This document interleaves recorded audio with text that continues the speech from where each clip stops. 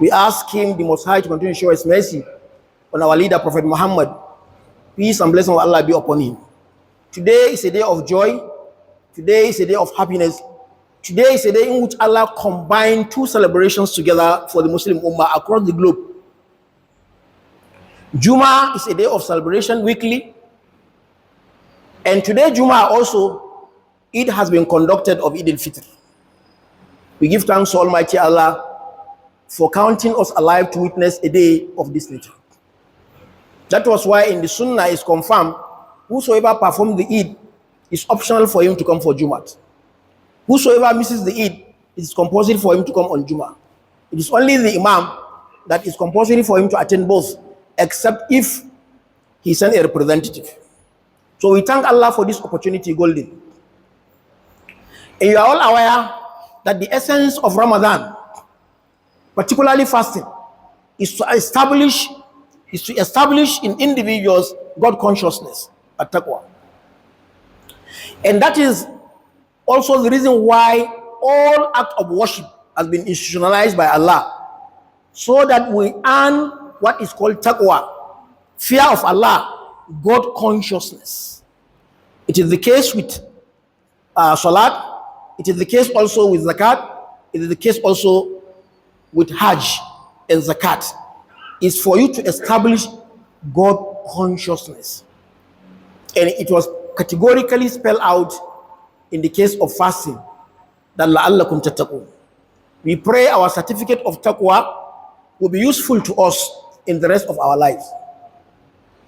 Nigeria, as a dear country to all of us, is facing challenges. Of course, among is the area of insecurity. Which is a difficult one. Any moment people are not secured, no matter their number, then they are in problem. And that's why people cannot even afford to go to their farms. They cannot rear their animals. They cannot go to market. Then automatically you will expect poverty. That's why today poverty is biting. Is biting hardly in Nigeria. You will be deceiving yourself by saying no to this. But these are facts and realities. You don't need to go into figures. Poverty is really biting. And poverty creates criminality and insecurity. الَّذِي أَطْعَمَهُم مِّن جُوعٍ وَآمَنَهُم مِّن خَوْفٍ. That's why Allah gives security to the Meccans. Security of their lives and properties, and security of what to eat. Any moment people don't have security of what to eat, and they're not secured in their lives and their properties, then there is problem. And we are in it today in this country. These are bitter facts that we should know. The BH also are warming up. For those who are following up, casualties have been incurred in Borno State these days by BH. Kidnappers are still on with their business. Poverty is increasing. The worst of all is corruption. You may ask me why. Because it gives room to all other challenges we are facing. Corruption. Until and unless Nigerians came together to see a way out in fighting corruption, we are going to continue to be in danger, in a dangerous life. And let me tell you, those who feel they are secured, if the danger continues, they are not going to be secured. So better the earlier, all of us see common problem of corruption and fight corruption altogether. It is going to kill this nation. Brothers and sisters, our armed forces are very strong. Don't ever undermine them. They can play a role anywhere in the universe. Unfortunately, because of corruption, we cannot deal with individuals who have any certificate of arm handling.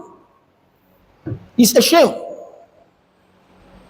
I gave example in the other versions that in Kankara local government, it's not going to Chad, it's not outside Nigeria, within.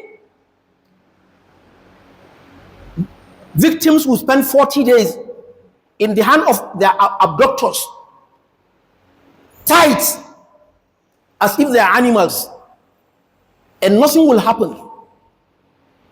And it is practically on ground now. I'm not saying yesterday. I mean, it's a shame on a nation like this. We have what it takes, but we are not committed. I have no apology for that. We are not committed. Our nation is a nation that can confront any nation in terms of security. We have it. And the wealth is there too. This subsidy, where is the wealth going? Why is the wealth of subsidy going?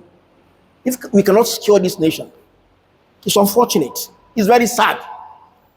It makes you weep blood in a nation that is so strong and powerful. Nigerians not outside Nigeria, villagers who doesn't know anything. And in Islam, the judgment of those who are killing are to be killed. You can bomb them. You know their location. They are killing life. Their life should be seized.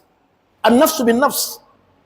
وَكَتَبْنَا عَلَيْهِمْ هِيَا أَنَّ النَّفْسَ بِالنَّفْسِ. Unfortunately, there we are.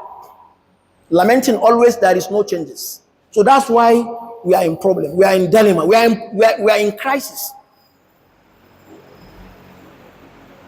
Brothers and sisters,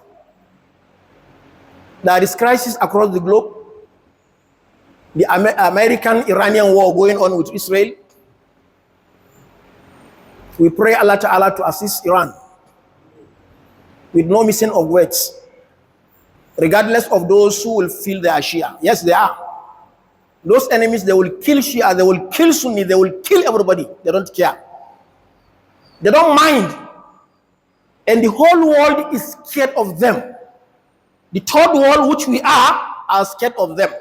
The Arabs are scared of them. So it is only Iran now who can raise an elbow. We must support Iran with prayers.